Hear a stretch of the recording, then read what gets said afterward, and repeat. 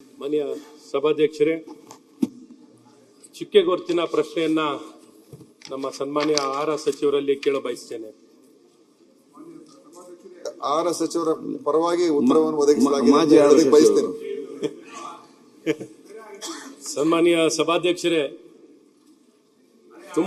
ತುಂಬಾ ಸಲ ನಾವು ಆಹಾರ ಸಚಿವರೆಲ್ಲ ಕಾಲಿಂಗ್ ಅಟೆನ್ಷನ್ ಕೇಳ್ದೋಗ್ಲು ನಮ್ಗೆ ಸಿಗಲ್ಲ, ಪ್ರಶ್ನೆ ಕೇಳ್ದೋಗ್ಲು ಸಿಗಲ್ಲ. ಇದ್ರಲ್ಲ ಎಲ್ಲಿ ನನ್ ಗೊತ್ತಿಲ್ಲ. ನಾ ತುಂಬಾ ಸಲ ಈ ವಿಚಾರದಲ್ಲಿ ಸಿಗ್ದಾಗ ನಮ್ಮ ಪರ ಅದಕ್ಕೆ ನೀವು ಯಾಕೆಂದ್ರೆ ನಮ್ಗೆ ಕಳೆದ ಬಾರಿ ಕಾಲಿಂಗ್ ಅಟೆನ್ಷನ್ ಕೇಳಿದಾಗ ನಮ್ಗೆ ಕಂದಾಯ ಸಚಿವರು ಉತ್ತರ ಕೊಟ್ಬಿಟ್ರು, ಸರಿಯಾಗಿ ಸಿಕ್ಲಿಲ್ಲ ಉತ್ತರ. ಹಾಗಾಗಿ ಆ ರೀತಿ ಆಗ್ಬಾರ್ದು. ತೃಪ್ತಿಕರ ಇಲ್ದಾರೆ ಅಂದ್ರೆ ನಮ್ಗೆ ಆಹಾರ ಸಚಿವರಿಂದಾನೇ ಕೊಡಿಸ್ಬೇಕು ಅಂತ ನಿಮ್ಮ ಮೊದಲೇ ಕಿವಿಟ್ ಹಾಕೊಂಡ್ಬಿಡ್ತೀವಿ. ಸಭಾಧ್ಯಕ್ಷರೇ, ನಾನು ಒಂದಿಷ್ಟು ಕ್ಲಾರಿಫಿಕೇಶನ್ ತುಂಬಾ ಏನು ಕೇಳಲಿಕ್ಕೆ ಹೋಗಲ್ಲ. ಶರಣ್, ಬಹಳ ಮುಖ್ಯವಾಗಿ ಪ್ರಯಾರಿಟಿ ಕಾರ್ಡ್ ವಿಚಾರದಲ್ಲಿ ಏನೊಂದು ಆದಾಯ ನಿಗದಿ ಆಗಿರುವಂತದ್ದು 2017ರಲ್ಲಿ 1,20,000 ರೂಪಾಯಿಗೆ ಆದಾಯ ನಿಗದಿ ಆಗಿದೆ 2017ರಲ್ಲಿ. ಈಗಾಗಲೇ 8 ವರ್ಷ ಕಾಲ ಆಗಿದೆ.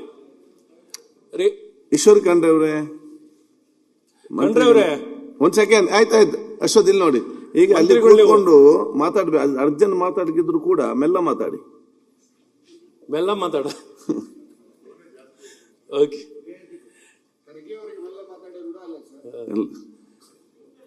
ನೆಕ್ಸ್ಟ್. 1,20,000 ರೂಪಾಯಿಗೆ ನಿಗದಿ ಆಗಿದೆ ಸರ್. ನಾನೇನು 8 ವರ್ಷ ಆಗಿದೆ, ರಿವೈಸ್ ಮಾಡಿ ಅನ್ನುವಂಥದ್ದು ನಮ್ಮ ಒತ್ತಾಯ. ಒಂದು, ರಿವೈಸ್ ಮಾಡಿ ಅಂತ. ಎರಡನೇದು, ಇಡೀ ರಾಜ್ಯಕ್ಕೆ ಒಂದೇ ರೀತಿ ಆದಾಯನ ನಿಗದಿ ಮಾಡಿದ್ದಾರೆ. ಇವತ್ತು ಬೆಂಗಳೂರು ನಗರದಲ್ಲಿರುವಂತಹ ಪ್ರಯಾರಿಟಿ ಕಾರ್ಡ್ ಜನಕ್ಕೂ ಬೇರೆ ಬೇರೆ ಭಾಗದಲ್ಲಿ, ಯಾಕೆಂದ್ರೆ ಕಾಸ್ಟ್ ಆಫ್ ಲಿವಿಂಗ್ ನಿಮ್ಗೆಲ್ಲ ಗೊತ್ತಿದೆ ಅಧ್ಯಕ್ಷರೇ, ನಗರದಲ್ಲಿ ಕಾಸ್ಟ್ ಆಫ್ ಲಿವಿಂಗ್ ಬಹಳ ಹೈ ಇದೆ. ಇಲ್ಲಿ ಯಾವುದೇ ರೀತಿಯಾದಂತಹ ಸರ್ಕಾರದ ಸೌಕರ್ಯ, ಆಶ್ರಯ ಮನೆಗಳಂತೂ ಇಲ್ಲವೇ ಇಲ್ಲ. ಪಬ್ಲಿಕ್ ಟ್ರಾನ್ಸ್ಪೋರ್ಟೇಷನ್ ಸಿಸ್ಟಮ್ ದುಬಾರಿಯಾಗಿರ್ತದೆ. ಇಲ್ಲಿ ಕರೆಂಟಿನ ಬಿಲ್ ಆಗಲಿ ಅಥವಾ ವಾಟರ್ ಬಿಲ್ ಆಗಲಿ ಅಥವಾ ಬೇರೆ ಬೇರೆ ಎಲ್ಲ ಸೌಕರ್ಯ, ಶಿಕ್ಷಣದ್ದು ಅಷ್ಟೇ. ನಮ್ಮಲ್ಲಿ ವಿರಳವಾಗಿ ಸರ್ಕಾರಿ ಶಾಲೆಗಳಿರುವಂಥದ್ದು, ವಿರಳವಾಗಿ ಆರೋಗ್ಯ ಕೇಂದ್ರಗಳಿರುವಂಥದ್ದು. ಬೇರೆ ಬೇರೆ ಪ್ರದೇಶದಲ್ಲಿ ನೀವೆಲ್ಲ ನೋಡ್ತಿರಲ್ಲ, ಆ ರೀತಿ ನಮ್ಮ ನಗರದಲ್ಲಿ ಇರುವಂಥದ್ದು ಇಲ್ಲ. ಹಾಗಾಗಿ ಪ್ರತಿಯೊಂದು ಸೇವೆಗೂ ಇಲ್ಲಿ ದುಡ್ಡು ಕೊಟ್ಟು ಸೇವೆಗಳನ್ನ ಪಡ್ಕೋಬೇಕಾಗುತ್ತೆ. ಎರಡನೇದು. ಮೂರನೇದು, ಕೇಂದ್ರದ ಒಂದು 2000ರಿಂದನೇ ಅಂತ್ಯೋದಯ ಕಾರ್ಡ್ ಕೊಡ್ಲಿಕ್ಕೂ 60 ವಯಸ್ಸು ಮೇಲ್ಪಟ್ಟಂತ ವ್ಯಕ್ತಿಗಳಿಗೆ, ವಿಧವೆಯರಿಗೆ, ವಿಕಲಚೇತನರಿಗೆ ಮತ್ತು ಯಾವುದೇ ಆದಾಯ ಇಲ್ಲದಂತ ಮಾರಕ ಕಾಯಿಲೆಗಳಿಂದ ತುತ್ತಾಗಿರುವಂತಹ ವ್ಯಕ್ತಿಗಳಿಗೆ ಪ್ರಯಾರಿಟಿ ಕಾರ್ಡ್ ಬಿಡಿ, ಅಂತ್ಯೋದಯ ಕಾರ್ಡ್ನೇ ಕೊಡಬೇಕು ಅನ್ನುವಂಥದ್ದಿದೆ. ಇದೆಲ್ಲ ಒಂದ್ ಕಡೆ ಪಾಲನೆ ಆಗಿಲ್ಲ. ಇದೆಲ್ಲ ಒಂದ್ ಕಡೆ ಮಿಸ್ ಮ್ಯಾಚ್ ಇದೆ. ಪ್ರಯಾರಿಟಿ ಕಾರ್ಡ್ 1,24,00,000 1,24,00,000 ಜನಕ್ಕೆ ಕೊಟ್ಟಿದ್ರು ಸಹ, ನನಗೆ ನಗರ ಪ್ರದೇಶದಲ್ಲಿ ನಾವೇನು ನೋಡಿದಾಗ ಈ ರೀತಿ ವಿಧವೆಯರಿಗಾಗ್ಲಿ, ವಿಕಲಚೇತನರಿಗೆ ಬೇಕಾದ್ರೆ ಡೇಟಾ ಬೇಸ್ ನ ತೆಗೆದು, ಕಂದಾಯ ಇಲಾಖೆನಲ್ಲಿರುವಂತಹ ಬೇಕಾದ್ರೆ ಡೇಟಾ ಬೇಸ್ ನ ತಗೊಂಡು ಆ ವ್ಯಕ್ತಿಗಳಿಗೆ BPL ಕಾರ್ಡ್, ಪ್ರಯಾರಿಟಿ ಕಾರ್ಡ್ ಸಿಕ್ಕಿದ್ಯಾ, ಅಂತ್ಯೋದಯ ಕಾರ್ಡ್ ಸಿಕ್ಕಿದ್ಯಾ ಅಂತ ಮ್ಯಾಚ್ ಮಾಡಿ ನೋಡ್ಲಿ. ನನ್ನ ಮಾತು ನೀವು ತಗೊಳ್ಳಿಲ್ಲ ಅಂದ್ರೂ ಪರವಾಗಿಲ್ಲ, ಡೇಟಾ ಬೇಸ್ ನೋಡಿ ವೆರಿಫಿಕೇಶನ್ ಮಾಡಿ.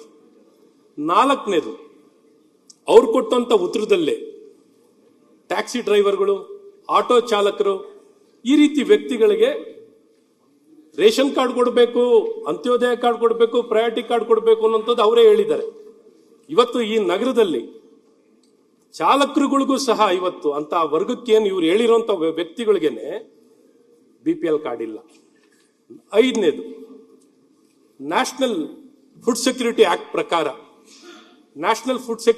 ಪ್ರಕಾರ ನಗರ ಪ್ರದೇಶದಲ್ಲಿ ಕನಿಷ್ಠ ಪೆನೆಂಟ್ರೇಷನ್ 50% ಜನಕ್ಕೆ, ಪಾಪ್ಯುಲೇಷನ್ಗೆ 50% ಪಾಪ್ಯುಲೇಷನ್ಗೆ ಪ್ರಯಾರಿಟಿ ಕಾರ್ಡ್ ಕೊಡಬೇಕು ಅನ್ನುವಂಥದ್ದು ಫುಡ್ ಸೆಕ್ಯೂರಿಟಿ ಆಕ್ಟ್ ಅಲ್ಲಿ ಬಹಳ ಸ್ಪಷ್ಟವಾಗಿದೆ. ನಾನು ಇದೇ ಉತ್ತರನ ಕಳೆದ ಬಾರಿ ಕೇಳಿದೆ, ತಾವು ಅವಕಾಶ ಮಾಡಿಕೊಟ್ರಿ. ನೀವು ಕಳೆದ ಬಾರಿ ಪರಿಹಾರ ಏನು ಕೇಳಿ ಅಂತ, ಅದಕ್ಕೋಸ್ಕರ ತುಂಬಾ ಉತ್ತಮವಾಗಿ ಸಂಕ್ಷಿಪ್ತವಾಗಿ, ಯಾಕೆಂದ್ರೆ ನಮ್ಮ ಸಭಾಧ್ಯಕ್ಷರು ಏನಾಗ್ಬೇಕು ಹೇಳಿ ಅಂತ ಕೇಳ್ತೀರಾ, ಅದಕ್ಕೆ ಏನಾಗಬೇಕು ಅಂತ ಕೇಳ್ತಾ ಇದ್ದೀನಿ, ಮತ್ತೆ ಏನ್ ಮಾಡಬೇಕು ಅಂತ ಬಹಳ ಸ್ಪಷ್ಟವಾಗಿ ಕೇಳ್ತಾ ಇದ್ದೀನಿ. ಫುಡ್ ಸೆಕ್ಯೂರಿಟಿ ಆಕ್ಟ್ ಪ್ರಕಾರ 50% ಜನಕ್ಕೆ ನಗರದಲ್ಲಿ ಪ್ರಯಾರಿಟಿ ಕಾರ್ಡಾರ ಕೊಡಬೇಕು, ಅಂತ್ಯೋದಯ ಕಾರ್ಡಾರ ಕೊಡಬೇಕು.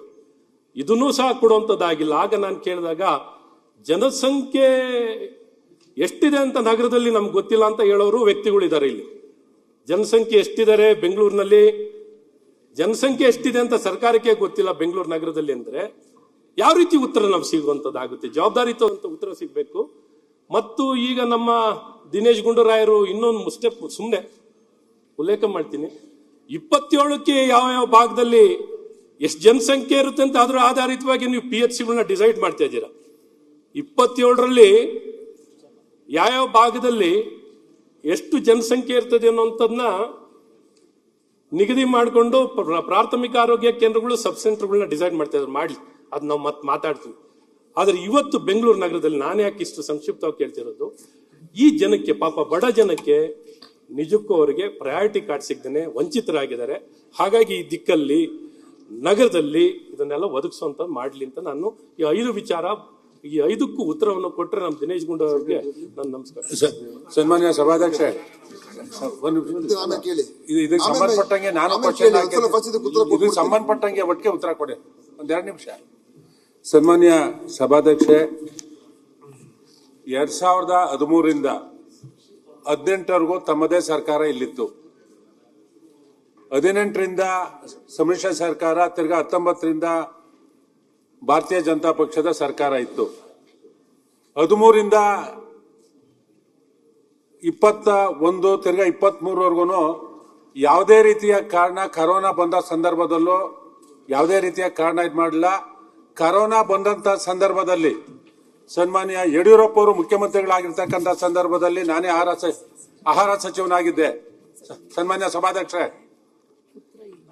ಜನರ ಕಷ್ಟ ಅರ್ತಿ ಯಾರು ಇಡೀ ರಾಜ್ಯದಲ್ಲಿ ಆಧಾರ್ ಕಾರ್ಡ್ ಇದೆ, APL ಬೇಕಾಗಿಲ್ಲ, BPL ಬೇಕಾಗಿಲ್ಲ, ಆಧಾರ್ ಕಾರ್ಡ್ ಇರ್ತಕ್ಕಂಥ ಕುಟುಂಬಕ್ಕೆ 10 ಕೆಜಿ ಅಕ್ಕಿ ಕೊಡಬೇಕು ಅಂತಕ್ಕಂಥ ಒಂದು ಅವಕಾಶವನ್ನು ಒದಗಿಸಿಕೊಟ್ಟು ಇವತ್ತು ಬೆಂಗಳೂರು ನಗರದಲ್ಲಿ ವಿಶೇಷವಾಗಿ ಸೆಂಟ್ರಲ್ ಗೌರ್ಮೆಂಟ್ ಏನು ಪಾಲಿಸಿ ಇದೆ ಅದ್ರ ಪ್ರಕಾರ ಕಾರ್ಡ್ನ ಕ್ಯಾನ್ಸಲ್ ಮಾಡ್ತೀವಿ ಅಂತ ಹೇಳಿ ಒಂದೊಂದು ಕ್ಷೇತ್ರದಲ್ಲಿ 5,000, 6,000, 7,000, 8,000 ಕಾರ್ಡ್ನ ಕ್ಯಾನ್ಸಲ್ ಆಯ್ತಾ ಇದೆ.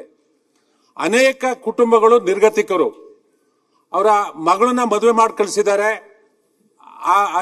ಅವ್ರು ಹೋಗಿ ಎಲ್ಲೋ ಒಂದು ಕಡೆ ಕೆಲಸ ಸೇರಿದಾಗ ಆ ಕುಟುಂಬದಲ್ಲಿಲ್ಲ. ಸನ್ಮಾನ್ಯ ಸಭಾಧ್ಯಕ್ಷರೇ, ಬಡ ಕುಟುಂಬದ ಹೆಣ್ಮಕ್ಳು ಇಲ್ಲ ಗಂಡ್ಮಕ್ಳು ವಿದ್ಯಾವಂತರಾಗಿ ಅವರು ಬೇರೆ ಕಡೆ ಇದ್ದಾರೆ.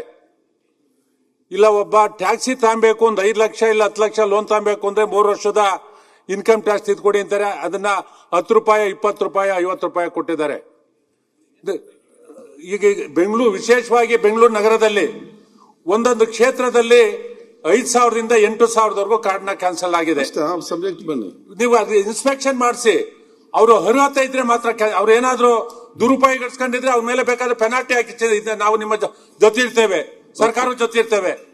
5,000, 8,000 ಕಾರ್ಡ್ನ ಒಂದೊಂದು ಕ್ಷೇತ್ರದಲ್ಲಿ ಕ್ಯಾನ್ಸಲ್ ಮಾಡ್ತೀವಿ. ಇದು ಅಂತ ನೀವು ಭಾಗ್ಯ ಜ್ಯೋತಿ ಕೊಡ್ಬೋದು, 2,000 ರೂಪಾಯಿ ಏನೋ ಹಣವನ್ನ ಕೊಡ್ತಾ ಇದ್ದೀರಾ. ಇವತ್ತು ಸರ್ಕಾರಕ್ಕೆ ಕಷ್ಟದ ಪರಿಸ್ಥಿತಿ ಇದೆ.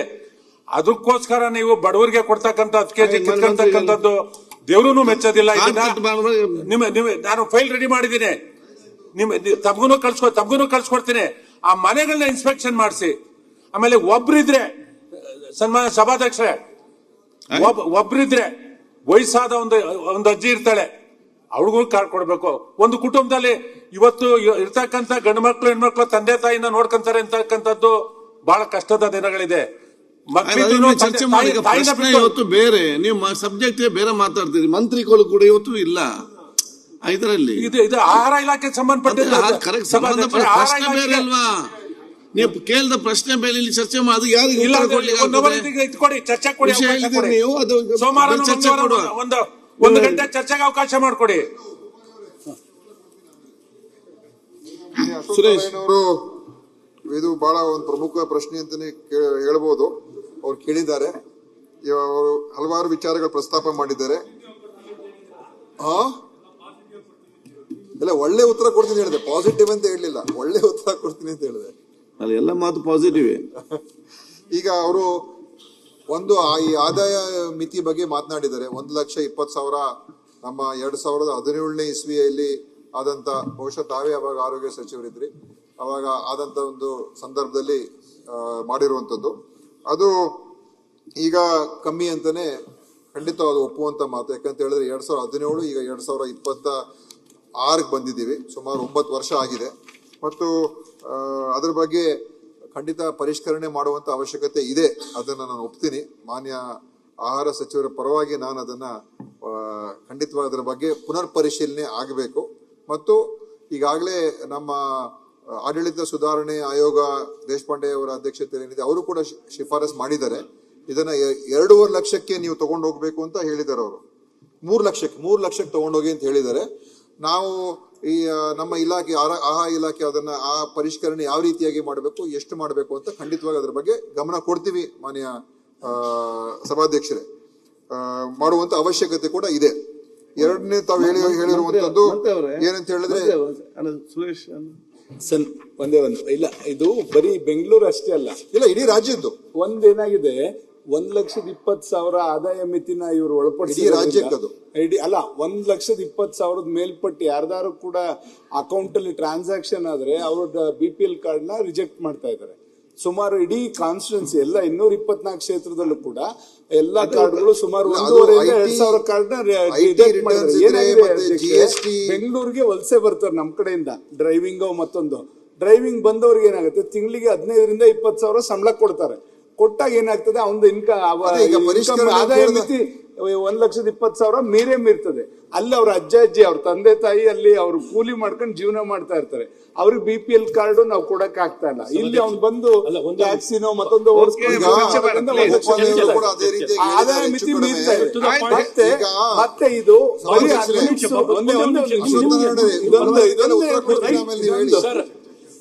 ದಿನೇಶ್ ಸರ್, ಇಲ್ಲ ಇಲ್ಲ ಇದು ಈ ಟ್ಯಾಕ್ಸಿ ಡ್ರೈವರ್ ಆಟೋ ಡ್ರೈವರ್ಗಳಿಗೆ ಆದಾಯ ಮಿತಿ ತಗೊಳ್ಳುವಂತದಿಲ್ಲ. ಉತ್ತರ ಕೊಟ್ಟಿರೋ ಸರ್ಕಾರ ಬೈ ಪ್ರೊಫೆಷನ್ ಇದೆ. ಹಾಗಾಗಿ ಬೈ ಪ್ರೊಫೆಷನ್ ತಗೊಳ್ಬೇಕು, ಅವ್ರಿಗೆ ಆದಾಯದ ಆಧಾರ ಅವರನ್ನು ಹೊರತುಪಡಿಸಿ ಒಂದು ಸರ್. ಅದ್ರ ಜೊತೆಗೆ ಏನಾಗ್ತದೆ, ಇದು BPL ಕಾರ್ಡ್ ಬರೀ ರೇಷನ್ಗೆ ಅಷ್ಟೇ ಬೇಕಾಗ್ತಾ ಇಲ್ಲ ಜನಗಳಿಗೆ.